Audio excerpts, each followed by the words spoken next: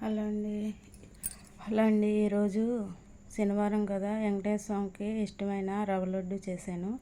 దీనికి కావాల్సిన పదార్థాలు, రవ్వ లడ్డుకి కావాల్సిన పదార్థాలు: బొంబాయి రవ్వ 1 గ్లాస్ తీసుకున్నాను, పంచదార 2 గ్లాసులు తీసుకున్నాను, నెయ్యి 3 స్పూన్లు తీసుకున్నాను, జీడిపప్పు కిస్మిస్ను 4 తీసుకుని కొంచెం అవి కచ్చాపిచ్చా దంచేసి పక్కన పెట్టాను. ఈ రవ్వ నేతిలోని వేపేసి మనం పంచదార కొంచెం మిక్స్ చేసేసి ఎర్రగాగాలి. ఎర్రగాగాక పంచదార మిక్సీ పెట్టేసి దాంట్లో వేసి కలిపాక ఈ పొడి మనం జీడిపప్పు కిస్మిస్ ఇవి కచ్చాపిచ్చా దంచి దాంట్లో వేసేసి యాలకులు కూడా కొంచెం కచ్చాపిచ్చా దంచి దాంట్లోని పొడిలాగా చేసి వేసేసి బాగా కలిపిన తర్వాత కొంచెం గోరువెచ్చని పాలు ఒక చుక్క వేసేసి మనం కొంచెం కలుపుకున్న తర్వాత దాన్ని ఉండల్లా చేసేసుకోవాలి. నేనైతే కొంచెమే కనుక ఒక 3 స్పూన్లు చిన్న స్పూన్తో వేసాను పాలు.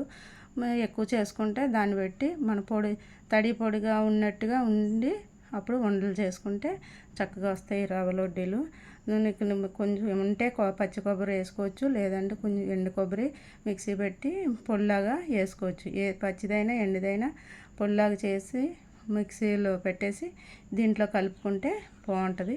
నేతిలో కొంచెం వేపుకుంటే పొడిలాడుతుంది, నేతిలో వేసుకుంటే బాగుంటుంది. ఇంకా అట్లాగా కూడా చేయొచ్చు, లేదంటే పచ్చిది కూడా వేయచ్చు. ఎలా చేసినా బాగుంటుంది. మీరు కూడా ఒకసారి ఇలా ట్రై చేయండి, చాలా బాగుంటాయి.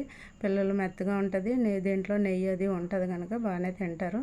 నేను దేవుడు కనుక కొంచెం చేశాను. మనం కిలో అలా చేసుకుంటే 1 కిలోకి అయితే 1 కొబ్బరికాయ పడుతుంది.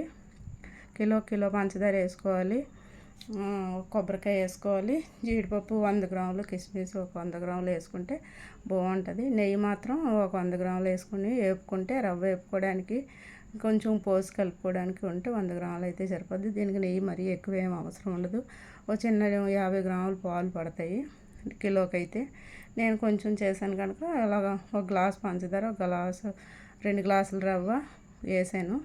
కొంచెం ఎండు కొబ్బరి వేపేసి ముక్కలుంటే మిక్సీ పెట్టి పొడిలాగా దాంట్లోనే వేసి కలిపాను. మీరు కూడా ఇలా ట్రై చేయండి, చాలా బాగా వస్తుంది, మంచిది కూడా. బొంబాయి రవ్వ శనివారం పూట వెంకటేశ్వర స్వామికి నేను శనివారం పూట ఏదో ఒకటి స్వీట్ పెడతాను. అట్లాగని మీకు ఒకసారి చేపిద్దాం, మీరు కూడా అట్లా దేవుడికి చేస్తారు కదా అని మీరు కూడా ఒకసారి ట్రై చేయండి. ఇది సింపుల్గా అయిపోతుంది, పిల్లలు కూడా ఇష్టంగా తింటారు, బాగుంటుంది కూడా. నేతి రవ్వ లడ్డు అని చాలా టేస్టీగా ఉంటుంది. రవ్వ ఎప్పుడు నేతి లేపుతాం కనుక నేతి రవ్వ లడ్డు అంటారు. కొంతమంది ఉట్టి పొడి వేపుతారు, అట్లా కాకుండా ఇలా నెయ్యి వేసుకొని వేపుకుంటే చాలా టేస్ట్గా ఉంటుంది. మనం కొని పెట్టే కంటే పిల్లలకి ఇట్లాగా చేసి పెట్టుకుంటే బాగుంటుంది.